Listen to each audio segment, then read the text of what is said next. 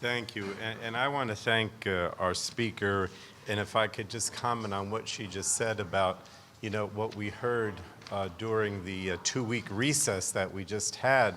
As the speaker said, this was part of the For the People agenda. And what I heard in the last 2 weeks when I was home was, first of all, that this was really something that people felt would give them relief, as you said. In other words, this is real. This isn't just pie in the sky. This is something that hits them immediately to know that we're really going to do something or trying to do something that will actually make it easier for them to access prescription drugs, to get the drugs that they need, to save money that they, could rightfully be using for, their utilities or their rent or whatever else. And that's why that's one of the reasons that it hits home so much with the American people. And then the second thing that the speaker said, which is so true, people are outraged. When I was home, people were just outraged by the fact that they pay so much more than people pay in other countries, 4 or 5 times as much, depending upon the drug. They're just absolutely outraged by that, and they think it's totally unacceptable.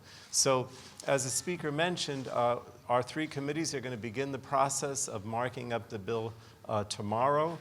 In Energy and Commerce, I just wanted to mention a couple things changes that we have in the bill. We introduced, or we released to the press, a substitute this morning that has some of these changes, and I'll be brief, Madam Speaker.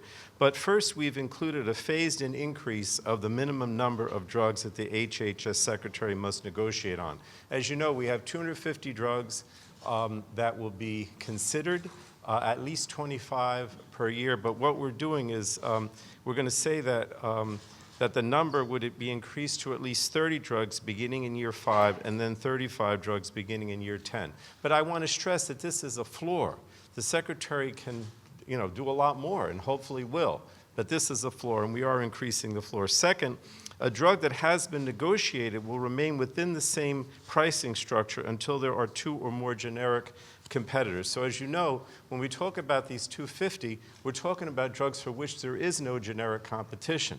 The name brand drugs, if you will, where there's no competition. So once that's negotiated, it remains the same pricing structure until there are 2 or more generic competitors. And third, we're including a new emergency negotiation provision for newly launched drugs that is triggered if the price of the drugs meets certain requirements. I'm not going to get into those. But the bottom line is there was some concern that for newly launched drugs, because there isn't an international price, that we needed to do something special, and that's what we're doing. And then fourth, we've added a new title on drug transparency that's based on Representative Schakowsky's Fair Drug Pricing Act. And, I think transparency is important. People need to know why drug prices are increasing, and I think if we have transparency, that's going to go far towards addressing the pricing issue. Now, the last thing I wanted to mention before I introduce Pam Alvey is the speaker mentioned the CBO score. We did get a preliminary score last Friday. As the speaker mentioned, it saves $345 billion between 2023 and 29. That's a huge savings, but again, that's only for Part D.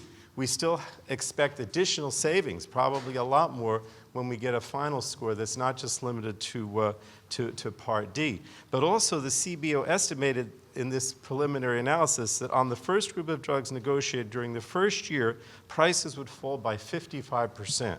So this is huge to show that we'd actually see that kind of a reduction in prices, and it also expects healthcare premiums and cost sharing will go down for Americans as a result of lower drug costs, because so much now of your premium is based on drugs, and that continues to be the case. So these are real savings, and I can't stress enough, as you have, Madam Speaker, what this means to the average American. Now I wanted to introduce Pam Alvey. She's from Indiana. She has she's a type 2 diabetic and is currently on 15 different medications. And Pam, thank you so much for being here today.